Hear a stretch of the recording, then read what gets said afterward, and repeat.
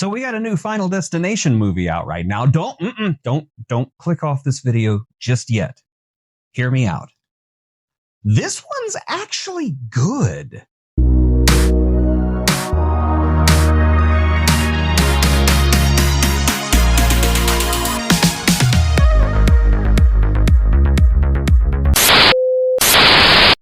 So Final Destination Bloodlines is not just another tired entry in a franchise that's been quiet for over a decade. This is a blood-soaked resurrection. Without diving too much into spoiler territory, because this one's actually got a plot worth preserving, the story centers around a young woman with a hidden dark family history. At least in an alternate timeline. This one things worked out okay. If you're everybody but the grandma, but we won't talk about that. She starts to suspect that the Grim Reaper may have her bloodline circled in red because her bloodline starts dying. What starts out as a seemingly random brush with death 50 years ago slowly unfurls into a chilling mystery in the present that links generations. And no, it's not just, here's a bunch of teens on a field trip who didn't die when they were supposed to. This one's different. This one tries. Now for the context, let's talk about the legacy of this series. The original Final Destination that was released in 2000, that was a quarter of a century ago. Oh my God, I'm old. It was a sharp, inventive horror flick that played like a supernatural Hitchcock film where the killer was physics itself. It was scary, tense, and wildly original. Then Final Destination 2 crashed onto the scene like a semi-truck on a rainy freeway. Less brains, more entrails, but still pretty entertaining in a, oh, look at that guy get turned into a meat confetti kind of way. Final Destination 3 and The Final Destination, yes, the one that thought that adding the made it more classy, were so forgettable that they practically erased themselves from the timeline. Disposable characters, uninspired deaths, and 3D gimmicks that aged like spoiled yogurt. But then we got Final Destination 5, a genuine surprise with a clever story and a twist ending that actually made you say, okay, maybe this franchise does have a little something left in the tank. It wrapped things up so neatly it felt like the series was over, and it would have been an appropriate ending. But no. Bloodlines comes along and says here, hold my embalming fluid. This is the best Final Destination film since the original. For once, we're not just retreading the formula like a tired rerun of Final Destination paint by numbers. Bloodlines plays with structure and expectation, especially when it comes to the opening catastrophe. Usually, this is where the scene blows its special effects budget in a 10-minute sequence, but here, it's a slow burn, and it turns into a mystery, a puzzle box inside an enigma, inside of an escape room that only clicks into place piece by bloody piece. And when the horror finally hits, it hits hard. What really sets Bloodlines apart is how it manipulates dread. It doesn't just show you ominous wind chimes and call it a day. It infects you with tension.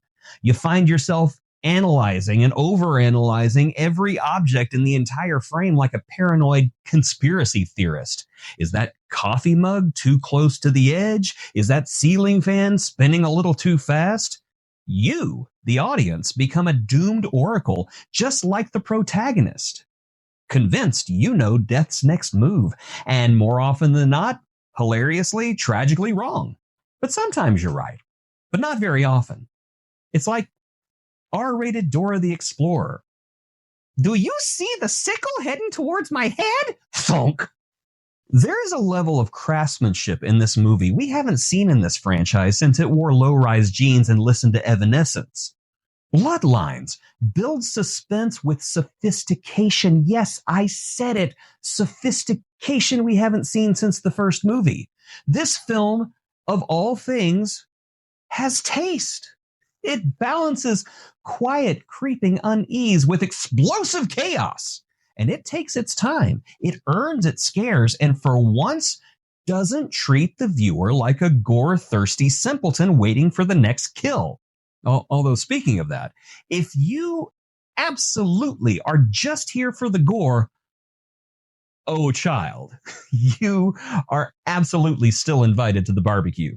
Heads don't just roll in this movie, they detonate. Limbs are torn off like wrapping paper. Spines exit bodies in ways that would make your chiropractor weep. And people burst open like, I don't know, like raspberry-filled water balloons under a steamroller. And yes, it's all lovingly captured in glorious, stomach-churning slow motion in full lighting. Somewhere out there, there is a special effects team sleeping soundly, knowing that they nailed it. But here's the twist. This isn't just a splatterfest with a pulse. What makes Bloodlines really sing is that you actually give a damn about the people getting diced. The characters aren't just cardboard cutouts waiting to be skewered. They're a family.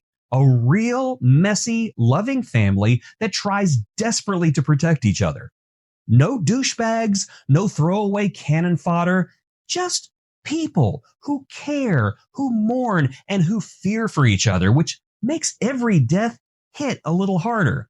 And when someone dies, it hurts. And not just because of their ribcage exploding like a can of soda in the sun, it hurts here. But not because a piece of rebar went through here. I mean here in your heart that's still beating. Oh, speaking of broken hearts, this is Tony Todd's final film, and Bloodlines treats his send-off with every bit the reverence it deserves. His iconic mortician, William Bloodworth, gets the kind of poetic farewell rarely seen in horror franchises that usually just kill off characters with falling ladders and rogue nail guns. You can feel that Tony, who was nearing the end of his life during filming, poured something real into this performance.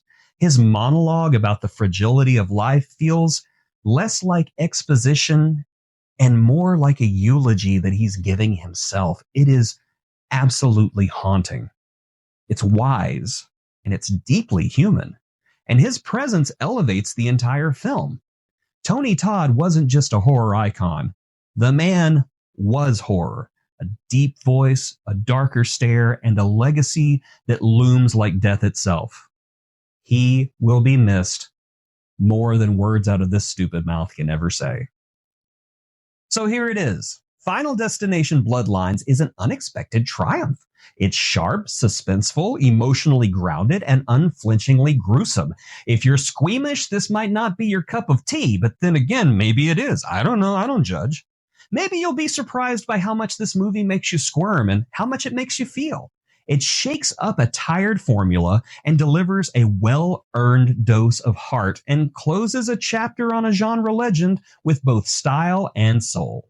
In short, it's got brains, it's got blood, and it's got balls. Splattered everywhere. I mean, it's all on the floor and ceiling and stuff. So Final Destination, more like Final Redemption. That joke died harder than any of the victims in this movie did. Folks, thank you for making it to the final destination of this video. If you would like to support me, please consider becoming a Patreon on Patreon, or is it patron on Patreon? I don't know. It's one of the two. And you can support me making more stuff like this and the VHS Vault, The Power of J-Skull, Breaking Wind, and all those other little silly shows that some of you seem to like, but most of you can't stand. And of course, I'll be going back to the theater again so that you can find out what Jason what?